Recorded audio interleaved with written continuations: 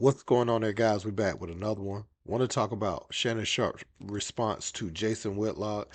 We've seen Jason Whitlock on X really panicking, really thinking about Coach Prime and the Colorado Buffaloes reaching the college football playoff, and that would go against everything he said about Coach Prime being a bad coach and everything in between. But even at this point, they're going to get a good bowl game no matter the outcome of this season. So his points are moot from last season. You know what I'm saying? But we see what he's been posting on social media, just begging for Kansas or Oklahoma State to win.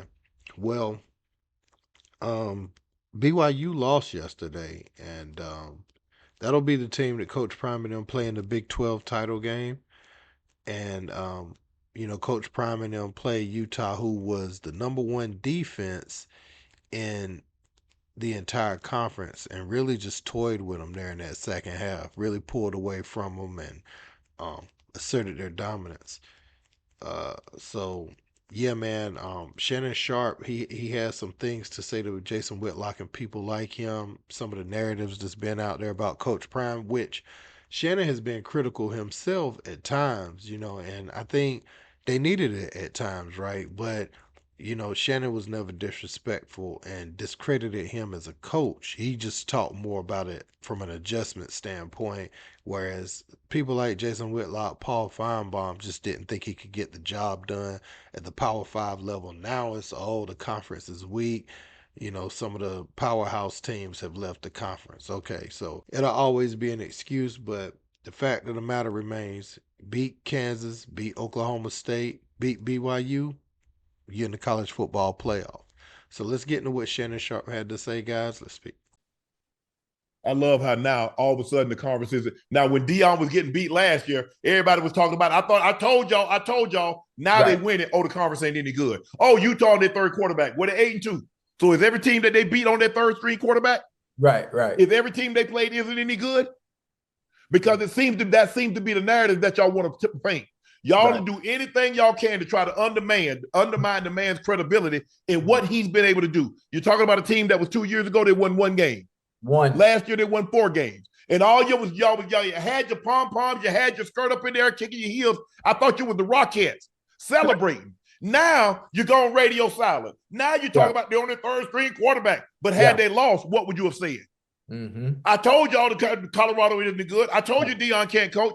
You made that excuse. Well, Shadur's not any good. He's at Jackson State. He wouldn't be doing that at a Power 5, but that dang it, he's doing it at a Power 5. Oh, Prime can't coach. He's doing it at an HBCU. Where he's doing it at CU, he's doing it at a Power 5. Now the conference isn't any good. Yeah. Listen, I've never seen it so that you'll do that people would try to say and do anything they can to try to undermine a man's credibility, his ability to do what he's done with the team. He told y'all, he said, we coming. Give us some time. But y'all want the man. Nick Saban didn't go to the college football playoff. He didn't go to the national championship game his first year. Yeah. Y'all gave him grace. Y'all didn't say when he was started winning, oh, the teams ain't any good. So why y'all do that with time? That's one thing right there about Shannon Sharpe. He's going to take up for his boy, Coach Prime. And I think the praise need to be as loud as the criticism. I don't think you even got to apologize for it. I think you just got to say, like the Mike Farrell guy on X, he said, Coach Prime has proved him wrong. And I saw Deion Sanders retweeted that. There's nothing wrong with eating a little crow when you jumped out the window and you said something that's proven not to be true over time. Again, Coach Prime got there in December.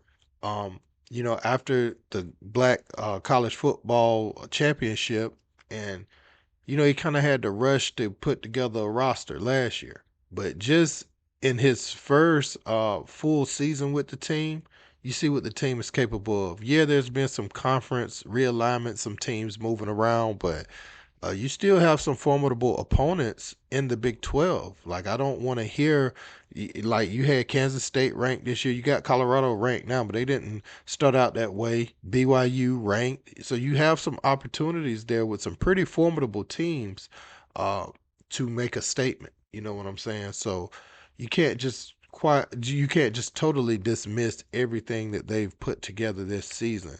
They've had to play in tough environments. They had some improbable wins with some big time plays down the stretch. And one of the things that's different this year is they aren't blowing the big leads. They've given up a lead or two, but they didn't let the team come all the way back to win the game like they were doing last year. And you have to look at some of the other positions, offensive line, defensive line. You look at some of the potential recruits coming in next season too. That would be one of the reasons I would think Coach Prime is staying. You got a top 5-star quarterback, a top lineman from IMG, all types of people looking at Colorado, and that's a testament to this season. So again, he's building a culture there, and he's got his footprints all over the program right now. Shador, Travis, like I said, Black College Football Championship, potential playoff, college football playoff at the Power Five level. So, uh, man, that's gonna be amazing if they are able to accomplish that feat and get in there and do some damage. And you got Oregon number one right now, a possible matchup with Dan Lanning if they can win. Man, that would be absolutely insane if they could face Oregon as a 4 seed or something like that. Because I think Oregon would be in a little bit of danger this year with the team Coach Prime has built and the way that they lost.